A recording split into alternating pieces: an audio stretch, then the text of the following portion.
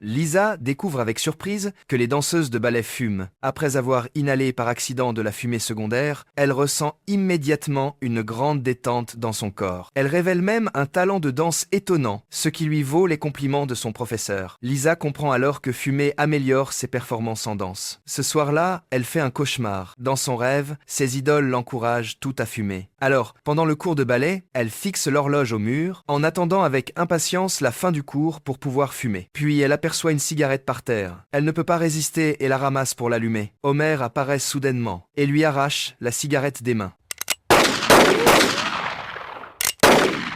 J'arrive pas à croire qu'il soit aussi facile dans ce pays de se procurer des cigarettes. Homer avertit Lisa de ne pas toucher aux cigarettes. Mais Lisa expliqua que C'est facile à dire pour toi, tu n'as jamais eu à être maigre et concentré. même si Homer demande à Bart de surveiller Lisa le jour du spectacle pour l'empêcher de fumer à nouveau, le jour de la représentation arrive. La performance de Lisa est catastrophique. Elle reçoit même un avertissement de son professeur. Ses camarades l'encouragent aussi à fumer pour réduire le stress. Lisa inhale profondément de la fumée secondaire, tandis que Bart observe la scène en secret, caché derrière une poubelle, toute proche. Après avoir appris la situation de Lisa, Homer réagit. À la fin de la première représentation de ballet, ils se rendent près des vestiaires et laissent un raton laveur voler les cigarettes des autres danseuses.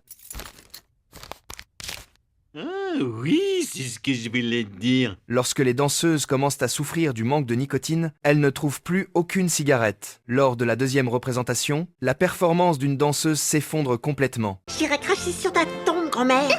Ouh.